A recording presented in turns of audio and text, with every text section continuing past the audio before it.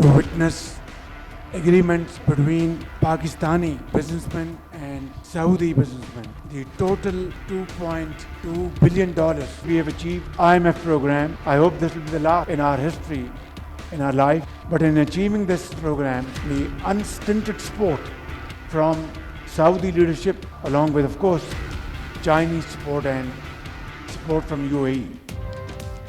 پاک سعودی عرب تعلقات میں بڑی پیش رفت، دونوں ممالک میں 27 مفاہمتی یادداشتوں پر دستخط، دستاویزات کا تبادلہ، وزیر اعظم سے سعودی وزیر خالد بن عبدالعزیز کی ملاقات، army chief general Asim Munir بھی موجود تھے۔ شہباز شریف نے کہا $2 ارب سے زائد کی سرمایہ کاری کا خیر مقدم کرتے ہیں، سعودی عرب سے تعاون کے معاہدے نئی پیش رفت ہیں، دونوں ممالک کی شراکت داری مزید مستحکم ہوگی۔ IMF پروگرام سعودی مدد کے بغیر ملنا مشکل تھا، چین اور UAE کے بھی مشکور ہیں۔ وزیر اعظم کی خالد بن عبدالعزیز کو ہلال پاکستان ملنے پر مبارکباد۔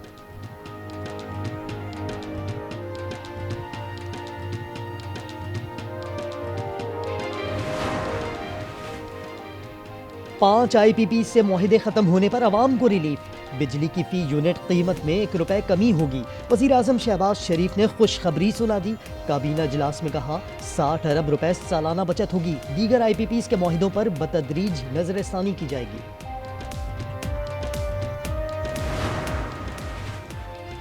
پاکستان کا پاور سیکٹر اقتصادی ترقی میں رکاوٹ بنا، پاور جنریشن میں جدید ٹیکنالوجی کا فقدان رہا۔ ورلڈ بینک کی رپورٹ، کہا ترسیل اور تقسیم میں ناقص منصوبہ بندی کے باعث بجلی کی قیمت میں اضافہ ہوا۔ نمائندہ IMF ایشر پریز کہتی ہیں پاکستان میں بتدریج معاشی استحکام آ رہا ہے، قرض پروگرام کی کامیابی کے لیے مضبوط پالیسیاں ضروری ہیں۔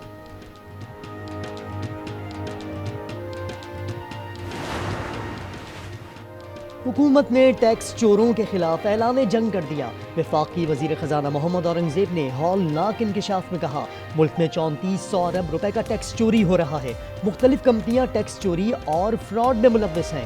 چیئرمین FBR نے واضح کیا جو ہو گیا سو ہو گیا، اب ٹیکس چوری پر کوئی معافی نہیں ملے گی۔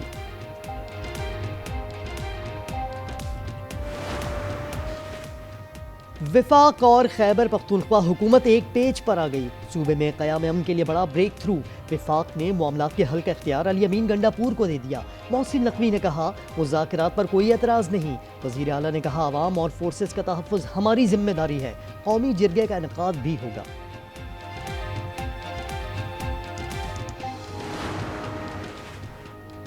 نون لیگ اور پیپلز پارٹی آئینی ترامیم اتفاق رائے سے منظور کرانے پر متفق۔ پنجاب ہاؤس میں بلاول بھٹو کی نواز شریف سے ملاقات، کہا عدالتی اصلاحات اور آئینی ترامیم اتفاق رائے سے منظور کرائی جائیں گی۔ نواز شریف نے کہا ایسا نظام عدل بنانا ہے جس میں کسی فرد کی بالادستی نہ ہو۔ پارلیمنٹ کی خصوصی کمیٹی کا ان کیمرہ اجلاس کل طلب، آئینی ترمیم پر مشاورت ہوگی۔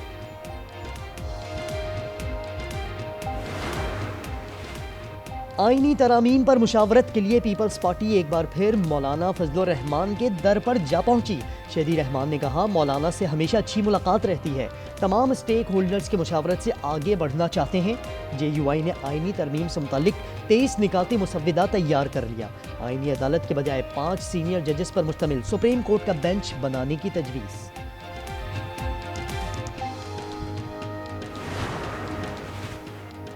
25 تاریخ سے پہلے آئینی ترمیم پاس ہو جائے گی۔ نوید قمر کی آج نیوز کے پروگرام روبرو میں گفتگو، کہا آئینی ترمیم میں ہر کوئی اپنی تجاویز شامل کروانا چاہتا ہے۔ لطیف کھوسا نے کہا فارم 47 کی حکومت عوام کی ترجمان نہیں، موجودہ اسمبلی کو عوام کی نمائندہ نہیں مانتے۔ سپریم کورٹ میں انٹرا پارٹی الیکشن نظر ثانی کیس کی سماعت آج ہوگی۔ چیف جسٹس قاضی فائز عیسیٰ کی سربراہی میں 3 رکنی بینچ سماعت کرے گا۔ تحریک انصاف کی سماعت ملتوی کرنے کی درخواست، کہا حامد خان کی لاہور میں فیملی مصروفیات ہیں اس لیے پیش نہیں ہو سکتے۔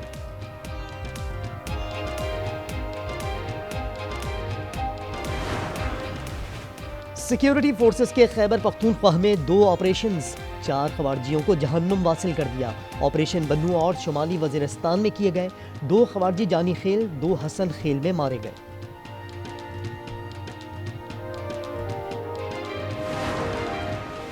پنجاب کے 8 شہروں میں فوری طور پر دفعہ 144 نافذ، ملتان، ساہیوال، سرگودا، گجرانوالہ، وہاڑی، پاک پتن، اوکاڑہ اور وزیر آباد شامل۔ پابندی 12 اکتوبر تک ہوگی۔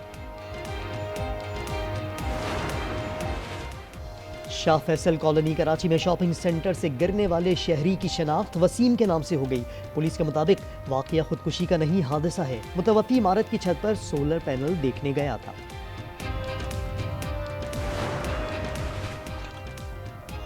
حیدرآباد میں کچے قلعے کا ایک حصہ منہدم، 3 خواتین اور بچہ مٹی کے نیچے دب گئے۔ خاتون اسپتال میں جاں بحق، دوسری کی حالت نازک، ایک خاتون اور بچہ معمولی زخمی۔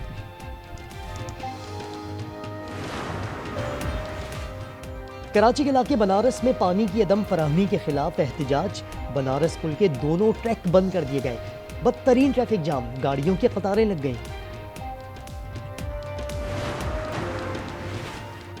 کراچی میں مزید 4 سے 5 روز تک گرمی کی شدت برقرار رہے گی، محکمہ موسمیات نے خبردار کر دیا۔ چیف میٹرولوجسٹ سردار سرفراز کہتے ہیں سمندری ہوائیں ایک ہفتے میں بحال ہونے کا امکان ہے۔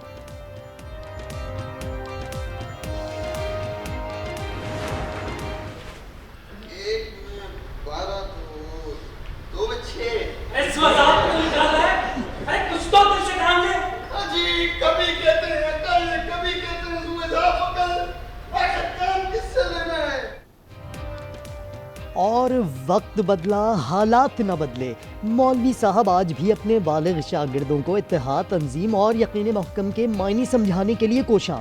خواجہ معین الدین کا ڈرامہ تعلیم بالغان آج بھی دلوں میں زندہ۔ ورلڈ کلچرل فیسٹیول میں ڈرامہ موجودہ دور کی مناسبت سے پیش کیا گیا۔